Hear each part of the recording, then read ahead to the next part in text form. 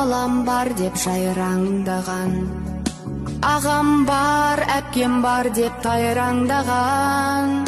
Бір үйде бірге өскен бауырларды жік-жікке бөледі екен қайран заман.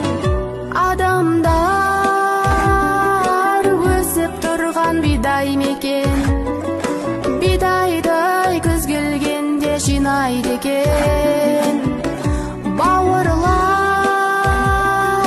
бір жатырға сыйған менен, астына бір шатырдың сыймайды екен, сыймайды екен, қинайды екен.